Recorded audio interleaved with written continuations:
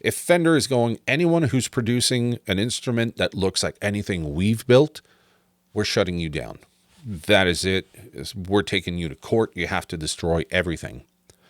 The impact of that is you're creating limits on competition, and you're also destroying the opportunity for innovation.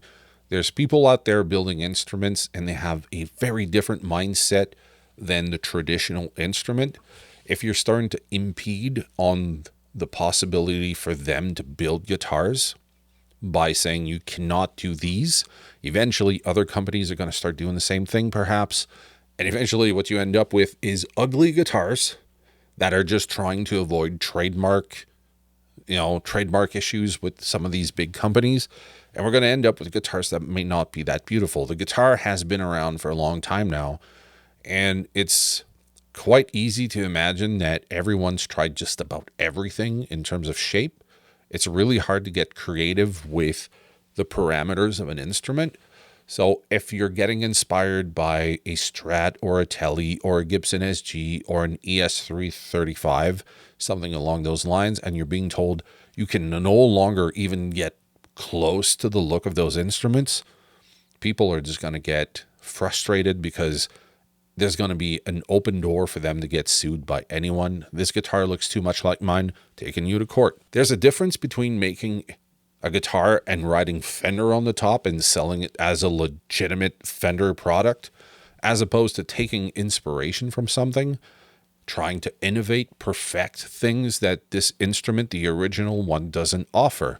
We can think of Suhr guitars. We can think of Anderson. I mean, there's all these brands out there who are making great instruments that resemble what Fender's doing, but they're offering option that Fender isn't even touching at this point. There's also the fact that publicly we kind of see the Strat as like your prototypical electric guitar. If you ask anyone that doesn't play guitar, what do you think of when you think electric? It's probably going to be a Strat or a Les Paul. It's been going on for so long that companies are kind of expected to have some kind of S-type guitar or a T-type guitar somewhere in their lineup, because some people might not want to buy it from Fender, but they want to have that traditional look with the modern features that, ESP offers, or Schecter, or name the company. If it's become such a staple and everybody has some kind of variant on it, I remember,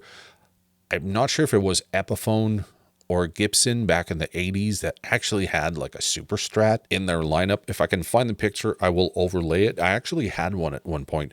I believe it was an Epiphone. Even they went down that route. So where does it end, right? The Strat is so iconic, and everybody's been able to build some kind of variant on it for so long.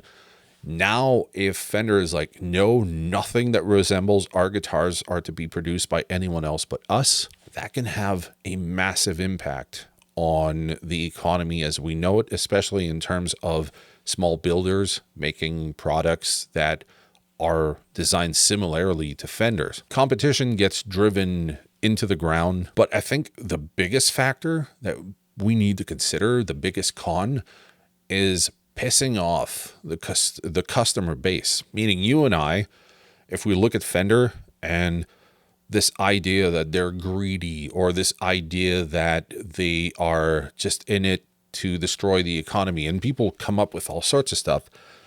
If people start to have really bad sentiment towards the company, that kind of PR is really hard to undo. So for them going after companies, if the public is seeing it in a negative light, it might hurt them in the long run. So what they're trying to avoid, which is to lose money, might just hit them back in the back of the head at some point, because it's going to have this boomerang effect where they're just hoping that they can get as much money as they can for their own intellectual property, but then they pissed off all the people that were either supporting them or indifferent to them, and now they're going to be on camp, we're not happy with Fender.